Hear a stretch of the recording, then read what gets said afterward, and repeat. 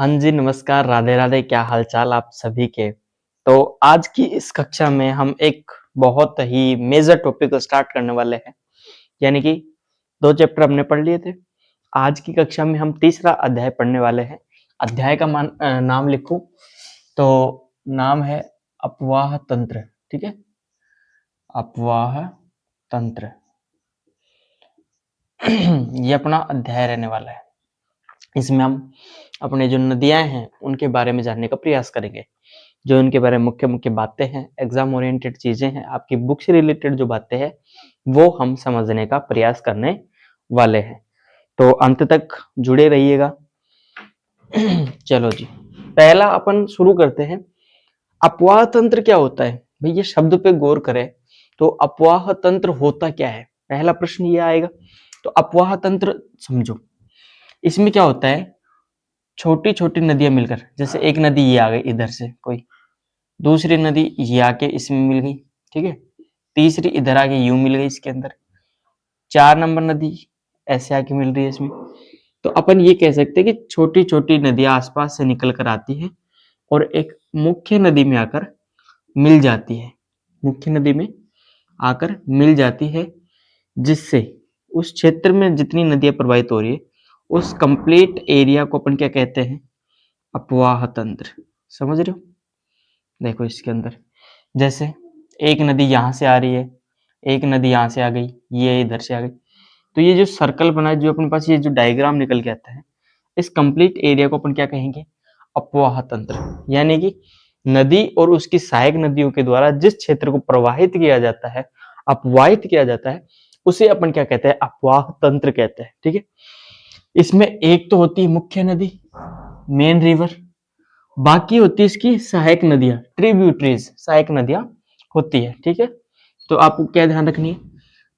एक तो होती है कौन सी नदी? मुख्य नदी, मेन रिवर, और उसके साथ में होती है उसकी सहायक नदियां, ठीक है? सहायक नदियां, ये बात आपको ध्यान रखनी है, रह जाएगा याद। अब दो चीज होती है, नदियों को अपन दो प्रकार से पढ़ते हैं।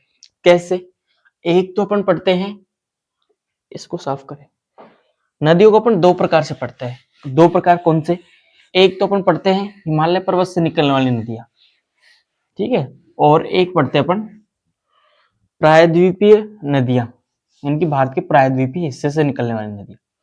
कितने प्रकार से पढ़ते हैं सर? हम दो प्रकार से पढ़ते हैं। पहला आता है इसके अंदर हिमालयी नदियां। कौन सी नदियां? हिमालयी नदियां, हिमालयी नदियां। इनके बारे में क्या ध्यान रखना है अपने को? देखना, इधर देखना थोड़ा सा। और दूसरा अपन पढ़ते हैं कौन सी नदियां? प्रायद्वीपीय नदियां,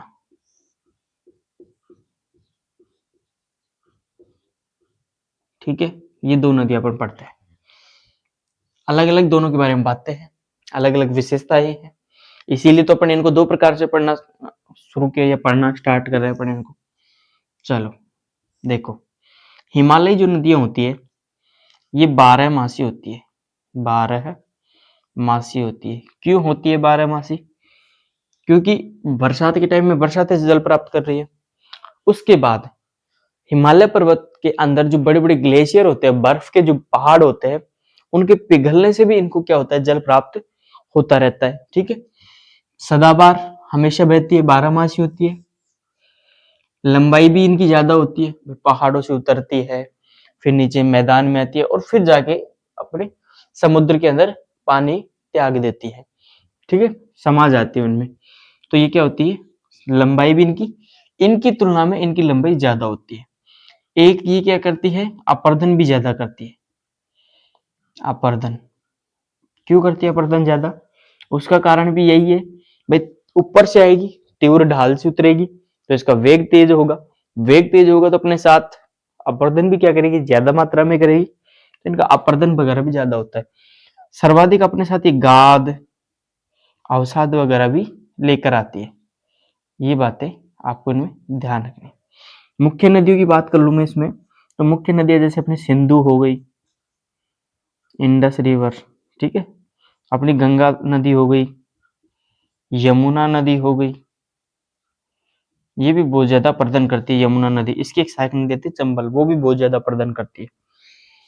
वहीं प्रायद्वीपीय नदियों में देखें अपन, तो ये क्या होती है, मौसमी नदियां होती है। मौसमी मतलब मौसम के अनुसार बहती है। जैसे बरसात का मौसम आएगा तब इनको जल मिलेगा और ये बहना प्रारंभ करेंगे, तो ये मौसमी नदी होती है। वर्ष भर नहीं बहती ये, ठीक है, यानी कि जैसे बरसात के मौसम आने के बाद ही ये बहती है। ये अपने प्रायद्वीपीय हिस्से में मिलती है, जैसे ये अपना प्रायद्वीपीय हिस्सा है ये वाला, तो इस हिस्से में ये देखने को मिलती है। अधिकांश जो नदियां होती है इनमें भी, वो यहाँ से तो निकलती है, इस साइड गिरती है, यानी कि पश्चिम घाट से निकलती है और बंगाल की खाड़ी में जाकर गिरती है। अधिकांश नदियां प्रायद्वीपीय नदियों में, है ना, ये बात भी आपको ध्यान रखनी है। अपन बात करें मुख्य नदियां कौन सी है, जैसे कृष्णा हो गई, कावेरी हो गई, गोदावरी हो गई, गोदावरी हो गई, आदि कुछ नदियां हैं, ठीक है, आदि और भी है, बहुत सारी नदियां हैं, छोटी मोटी बहुत सारी है, मांडवी है, जैसे पेन्नार हो गई, पेरियार हो गई, आदि बहुत सारी विविध विविध क्या है नदियां हैं। तो आज की इस कक्षा के अंदर हम हिमालयी नदियों को पढ़ेंगे, है ना। तो उससे पहले दो चार बातें और कर लेते हैं अपन। दो चार बातें कौन सी करेंगे, तो दो चार बातें वो है, समझना एक बार। एक शब्द आता है आप सबके सामने, जल विभाजक। क्या आता है जल विभाजक। क्या होता है जल विभाजक, देखना। कोई नदी, एक नदी यहां से निकल रही है, ठीक है, एक नदी ये बह रही है, ये लो जी, इस नदी को नाम मैंने दिया ए। ए नाम की कोई नदी बह रही है, उसके बाद इधर से बी नाम की कोई नदी बह रही है, प्रवाहित हो रही है रे, बी नाम की नदी, ठीक है। अब इन दोनों के बीच में ये क्या है, एक उच्च स्थल है, यानी कि एक उच्च भूमि है, उठी हुई भूमि है, ठीक है। उसके इस साइड कोई नदी बह रही है और इस साइड कोई नदी बह रही है, तो इन दोनों नदियों के बीच जल विभाजक का कार्य करने वाला स्थान कौन सा होगा, ये होगा। इसे अपन क्या कहेंगे, जल विभाजक। और किस प्रकार से कहेंगे, ए नदी और बी नदी का जल विभाजक कौन सा है, ये वाला हिस्सा, ठीक है। आई बात समझ, जल विभाजक क्या होता है, यही अपना जल विभाजक होता है। अब देखते अपन अपने हिमालयी नदियों के बारे में। हिमालयी नदियों में अपन सबसे पहले किसको देखेंगे, तो सबसे पहले अपन देखेंगे सिंधु नदी को, इंडस रिवर को। पहला नंबर डालता हूं मैं, सिंधु नदी सिंधु नदी, ठीक है, ये लो जी। उद्गम की बात कर लूं मैं यहाँ पे, भाई इसका उद्गम कहाँ से होता है, उद्गम आपकी बुक में दे रखा है मानसरोवर झील के पास, ठीक है, आपकी बुक में है मानसरोवर झील के पास से इसका उद्गम होता है।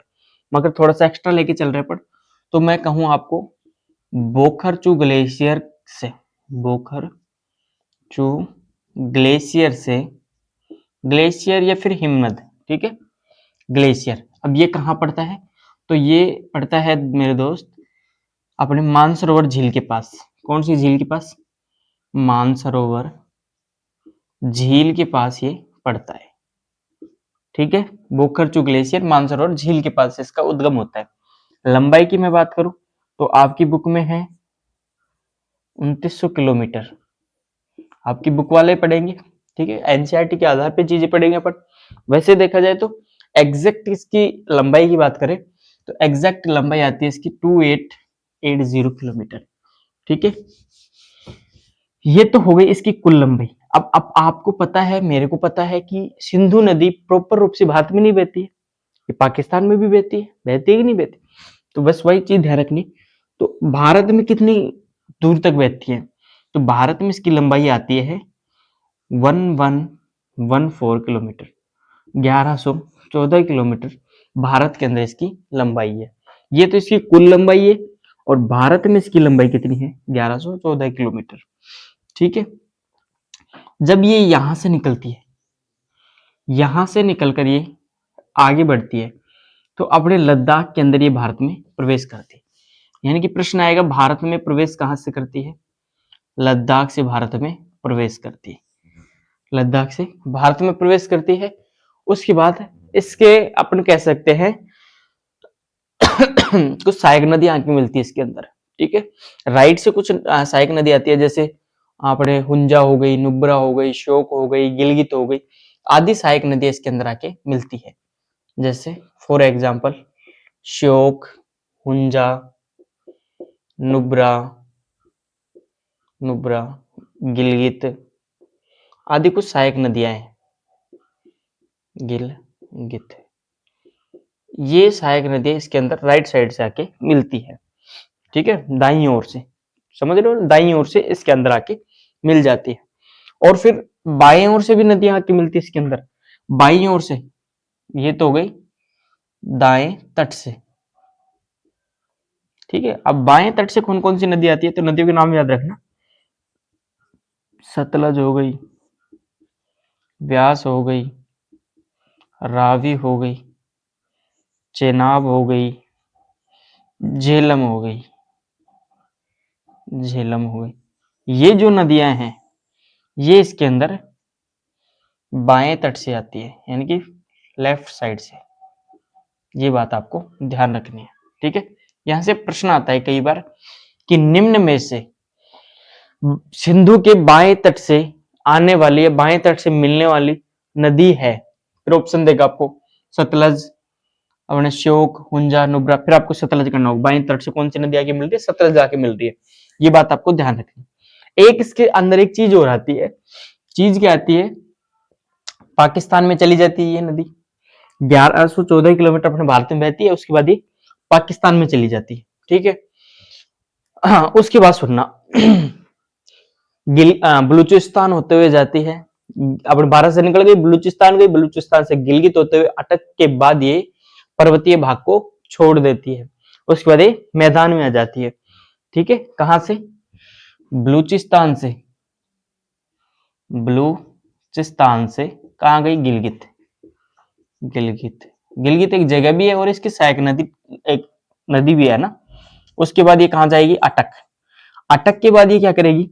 पर्वतीय जगह को छोड़कर, यानी कि पर्वतों को छोड़कर ये मैदान में प्रवेश कर जाती है, ठीक है। और अपने कराची के पास अपने अरब सागर में जाके गिर जाती है, ठीक है, कराची के पास। उससे पहले सुनना आप थोड़ी सी बात, ये जो इसके बाएं तट से मिलने वाली जो नदियां हैं, सतलज, ब्यास, रावी, चेनाब, झेलम, ये सारी नदियां अपने भारत से होकर गुजरती है। और ये सभी नदियां मिठानकोट में जाकर, कहां पे? पाकिस्तान में एक जगह पड़ती है मिठानकोट, मिठानकोट में जाकर सिंधु में मिल जाती है, ठीक है। व्यास है पहले, ये सतलज में मिलती है। उसके बाद बाकी ये 4 नदियां हैं, ये सारी जाके किस में मिलती है? सिंधु में मिलती है। जैसे समझो एक बार के लिए, ये अपनी सिंधु नदी जा रही है इस प्रकार से। कौन सी नदी जा रही है? सिंधु नदी जा रही है, ठीक है। इधर से आ गई सतलज, व्यास नदी आके सतलज में मिल जाएगी। कौन सी नदी? व्यास, और ये अपनी सतलज हो गई, ठीक है। उसके बाद रावी है, झेलम है, चिनाब है, ये सारी आके इधर से अलग अलग मिलेंगी, ये तो यूं अलग अलग आके एक ही स्थान पे मिल गई। व्यास मिल जाती है सतलज में, बाकी सतलज हो गई, रावी हो गई, है ना, झेलम हो गई, चिनाब हो गई, ये सारी मिठानकोट में आके सिंधु नदी में मिल जाती है, ठीक है। ये बात आपको ध्यान रखनी। एक चीज इसके अंदर और आती है, वो चीज क्या है? एक आपने सिंधु समझौते के बारे में सुना है? नहीं सुना? चलो मैं बताता हूँ सिंधु समझौता क्या है। अपने 1920 में, 1920 में हुआ था सिंधु समझौता। कब हुआ था? 1920 में। सिंधु समझौते के दौरान क्या हुआ समझना, सिंधु समझौता, या फिर ये बोल दो सिंधु जल समझौता, जल समझौता। क्या हुआ इसके अंदर? ये हुआ था 1920 में। इसके अंदर क्या कहा गया कि भाई जैसे सिंधु नदी का जल है 100%, इस 100% जल का कुल हिस्सा है, इसमें से 20% तो यूज करेगा कौन? भारत, ठीक है, बचा कितना? 80%। तो ये जो 80% बचा है, इसका उपयोग करेगा अपना पाकिस्तान। पाकिस्तान, ठीक है, ये है अपना सिंधु जल समझौता। अपना इसके अध्यक्ष की बात करें, अध्यक्ष अध्यक्ष थे अपने कौन? पंडित जवाहर लाल नेहरू जी। ये बात भी आपको ध्यान रखनी है सिंधु जल समझौते के बारे में, याद रह जाएगी ये बातें। बस आपको इतना ही ध्यान रखना है सिंधु नदी के बारे में। एक ध्यान रखना चाहो तो जो ये सिंधु नदी है, ये लद्दाख लद्दाख और जास्कर, ठीक है, जास्कर श्रेणियों के मध्य से होकर गुजरते हैं। ठीक है, आपकी बुक में ट्रांस हिमालय के बारे में नहीं दे रखा, अगर आपने पढ़ा है कहीं पे तो ये चीज आपको ध्यान रखना है। तक समझ में आ गई होगी लद्दाख और जास्कर क्या है। ये पर्वत श्रेणियां है, ठीक है, इन दोनों के मध्य से होकर बहती है और इसके दाएं तट पर, सिंधु नदी के दाएं तट पर एक शहर स्थित है। उस शहर का नाम है लेह है, जो कि लद्दाख की क्या है? लद्दाख की राजधानी है। ठीक है, ये बात भी आपको ध्यान रखनी है। लेह है। प्रश्न आता है कि लेह किस नदी के तट पर बसा हुआ है? तो लेह अपने सिंधु नदी के तट पर बसा हुआ है, जो किसकी राजधानी है? लद्दाख की, यानी कि लद्दाख की राजधानी क्या है? लेह। ये बात भी आपको ध्यान रखनी है। ठीक है, अपन ने सहायक नदी देख ली, इनकी उद्गम देख लिया, कहां से कहां तक जाती है, ठीक है, कहां पे जाके विलीन होती है, आदि आप बातें अपन ने देख ली। सिंधु समझौता देख लिया अपन ने। तो ये हो गई इसकी मोटी मोटी बातें सिंधु नदी के बारे में। ठीक है, इतने आपकी बुक में है। चलो जी, नेक्स्ट अपन पढ़ते हैं किसको? गंगा नदी को। कौन सी नदी को? गंगा नदी को। गंगा रिवर, गंगा नदी। ये लो जी, गंगा नदी हो गई। पहली चीज वही इसकी लंबाई चौड़ाई की बात होगी। तो लंबाई की बात करूं तो मैं 2500 किलोमीटर आपकी बुक के हिसाब से। एग्जैक्ट लंबाई इसकी आती है 25 किलोमीटर, यानी कि ये इसकी एग्जैक्ट लंबाई है, पर आपकी बुक के हिसाब से 2500 किलोमीटर। ठीक है, हाँ। भारत की सबसे लंबी नदी, भारत की सबसे लंबी भी नदी यही है और बड़ी भी यही है, लंबी और बड़ी नदी, यानी कि अपवा क्षेत्र के हिसाब से भी सबसे बड़ी यही है और लंबाई की लेंथ के हिसाब से भी सबसे लंबी यही है।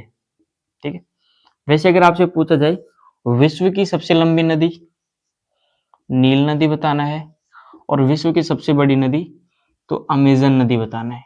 अमेजन नदी, इन दोनों बातों में फर्क है। एक तो लंबाई में नील नदी, चौड़ाई में यानी कि अपवा क्षेत्र कितना है, तो अमेजन नदी का अपवा क्षेत्र ज्यादा है। तो सबसे बड़ी नदी अमेजन नदी, सबसे लंबी नदी नील नदी, ये बात आपको ध्यान रखनी। अपने भारत के संदर्भ में बात करें तो गंगा नदी सबसे लंबी भी यही है और सबसे बड़ी भी यही है। ठीक है, सबसे छोटी नदी पूछ ले, अगर विश्व अपने भारत की सबसे छोटी नदी पूछ ले तो एक नदी आती है अरवारी। अरवारी नदी आती है जो कि राजस्थान में बहती है, अपने 90 किलोमीटर है। बस इसकी लंबाई इतनी है 90 किलोमीटर, ये नदी है, ये है ना अरवारी, भारत की सबसे छोटी नदी है। हाँ जी, देखो ये इतनी बात हो गई इसके अंदर। अब सुनना गंगा नदी का जब उद्गम होता है तो उत्तराखंड से गंगोत्री से, उत्तराखंड के अंदर एक जगह पड़ती है उत्तरकाशी जिले में गंगोत्री, वहां से एक धारा निकलती है, उस धारा का नाम है धारा का नाम है भागीरथी। कौन सी? भागीरथी। ठीक है, उसके बाद एक धारा और निकलती है और ये दोनों आकर देवप्रयाग में मिलती है। दो धाराएं, दूसरी धारा है अलकनंदा। कौन सी है? अलकनंदा, अलकनंदा। ये दोनों देवप्रयाग में आके मिलती है और एक साथ चलती है, यानी कि देवप्रयाग में आकर इसका नाम क्या पड़ता है? गंगा। ठीक है, तो प्रश्न आएगा कि गंगा नाम कब पड़ा। मुख्य धारा थी भागीरथी, ठीक है, उसके अंदर आके मिलती है अलकनंदा, और देवप्रयाग में आके दोनों आपस में मिलती है और किस नाम से जानी जाती है, गंगा के नाम से, ठीक है। अब इसके अंदर कुछ सहायक नदियां आती है, जैसे ये गंगा नदी जा रही है ना, इसके अंदर इधर से जैसे गंडक हो गई ना, घाघरा हो गई, कोसी हो गई, इधर से सोन नदी चली जाती है, ठीक है। सोन की एक सहायक नदी आती है रिहंद, वो इसमें मिलती है। फिर इधर से यमुनोत्री से इसके समानांतर एक नदी आती है, वो आती है और प्रयागराज के अंदर, यूपी के अंदर प्रयागराज जगह है, वहां पे आके इसमें मिल जाती है। ये जो नदी है इसका नाम है यमुना। यमुना इसकी सबसे लंबी सहायक नदी है, जो कि इसके समानांतर यानी कि इसके पास से निकलती है। यमुनोत्री उत्तराखंड के अंदर ही एक ग्लेशियर है, वो इसके जस्ट पास में है, गंगोत्री के पास में ये इसके समानांतर निकलती है और समानांतर बहते बहते प्रयागराज के अंदर आकर फिर इसके अंदर मिलती है, ठीक है। तो गंगा की सबसे लंबी सहायक नदी कौन सी हो गई, अपने यमुना नदी हो गई, ठीक है। और भी नदी है, जैसे अभी मैंने बताया गंडक हो गई, घाघरा हो गई, कोसी हो गई, इधर से सोन नदी हो गई, ऐसे इसकी सहायक नदियां हो गई, ठीक है। आगे जाने के बाद ये दो धाराओं में बढ़ जाती है, एक धारा तो इसकी चली जाती है बांग्लादेश के अंदर, और दूसरी धारा इसकी अपने हुगली नदी के रूप में नीचे आ जाती है, हुगली नदी। इसे गंगा की वितरिका भी कहते हैं, ठीक है, गंगा नदी की वितरिका भी कहते हैं। वितरिका किसे कहते हैं, देखना, अगर कोई नदी है उसमें कोई सहायक नदी आके मिल रही है, यानी कोई छोटी नदी आके मिल रही है, तो उसे अपन क्या कहेंगे, सहायक नदी। मगर कोई मुख्य नदी है उसमें से कोई नदी निकल रही है, तो उसे अपन कहेंगे उसकी वितरिका। ये बात आपको ध्यान रखनी। तो हुगली नदी को क्या कहा जाता है, गंगा की वितरिका कहा जाता है। अब ये तो हुगली नदी के नाम से नीचे निकल गई। कलकत्ता जो हमारा शहर है पश्चिम बंगाल का, वो हुगली नदी के किनारे बसा हुआ है, यानी कि ये पश्चिम बंगाल की साइड में आ गई।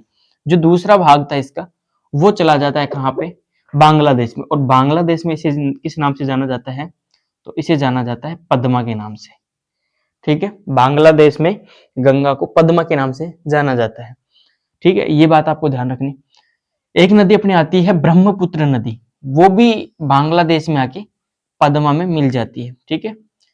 उसके बाद ब्रह्मपुत्र नदी को बांग्लादेश में जमुना के नाम से जाना जाता है। ये बात आपको थोड़ी सी ध्यान रखनी है एक बार के लिए। ब्रह्मपुत्र नदी को बांग्लादेश में जमुना के नाम से जाना जाता है। अब इधर से पद्मा गई, उधर से जमुना आ गई, दोनों आपस में मिल गई। मिलने के बाद इन दोनों नदियों को मिलाया। मिलने के बाद इसको किस नाम से जाना जाता है, इसको जाना जाता है मेघना के नाम से। किस नाम से, मेघना के नाम से इसको जाना जाता है। यानी कि पद्मा और जमुना मिलकर किसका निर्माण कर रही है, मेघना नदी का निर्माण कर रही है। उसके बाद ये बंगाल की खाड़ी में गिरने से पहले अपने अपन कह सकते हैं तटों पर सुंदरवन के डेल्टा का निर्माण करती है। कौन सा डेल्टा, सुंदरवन का डेल्टा,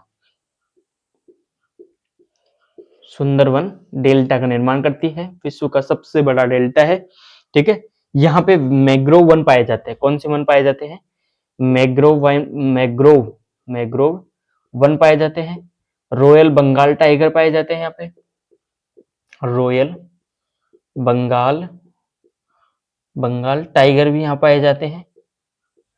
और इनका नाम सुंदरवन पता है क्यों पड़ा, क्योंकि यहाँ पे सुंदरी नाम के वृक्ष है।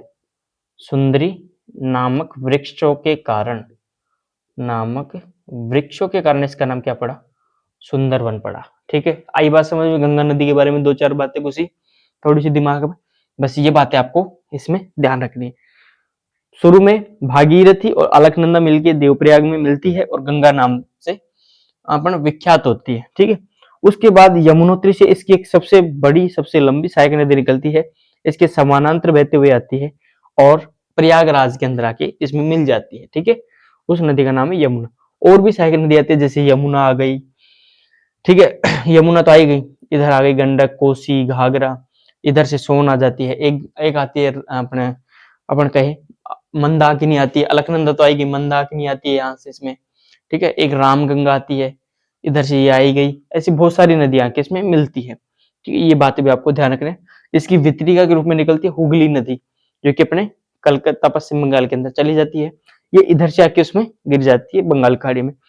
और इसका एक पार्ट, एक भाग चला जाता है पद्मा के नाम से बांग्लादेश में। उधर से ब्रह्मपुत्र नदी आती है, ब्रह्मपुत्र को क्या कहा जाता है, जमुना। पद्मा और जमुना मिलके मेघना का निर्माण करती है और फिर ये बंगाल की खाड़ी में गिरने से पहले सुंदरवन डेल्टा का निर्माण करती है, जो कि विश्व का सबसे बड़ा डेल्टा है। वहां पे मैग्रोव वन पाए जाते हैं, रॉयल बंगाल टाइगर पाए जाते हैं, सुंदरी नामक वृक्षों के कारण इसका नाम सुंदरवन रखा गया है। ठीक है, ये बात आपको ध्यान रखनी है। हाँ, गंगा नदी की सफाई के लिए एक अभियान भी चलाया गया है, नमामि गंगे। नमामि गंगे, भाई गंगा नदी की सफाई होनी चाहिए।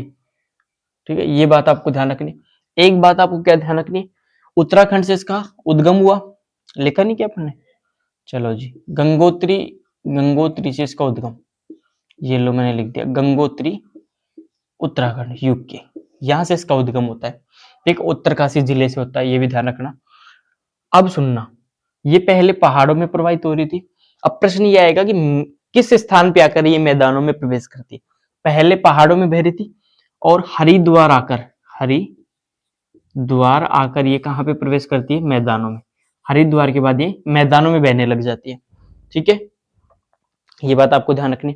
जैसे अपना लखनऊ, कानपुर, हरिद्वार, ये कुछ शहर हैं जो कि गंगा नदी के किनारे पर बसे हुए हैं। ठीक है, आ गई बात समझ में। गंगा नदी का उद्गम देख लिया, लंबाई चौड़ाई देख ली इसकी, भारत की सबसे लंबी सबसे बड़ी नदी है।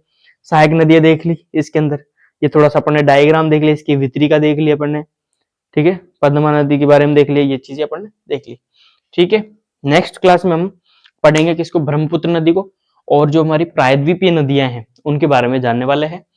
क्लास कैसी लगी जरूर बताइएगा। अगर आपका कोई प्रश्न है, कोई डाउट है, कोई शंका है, संदेह है, तो जरूर पूछिएगा। कोशिश करेंगे उसका जल्द से जल्द बढ़िया तरीके से जवाब देने की। तो मिलते हैं एक नई कक्षा में नई नदी के साथ। तब तक के लिए जय हिंद, जय भारत।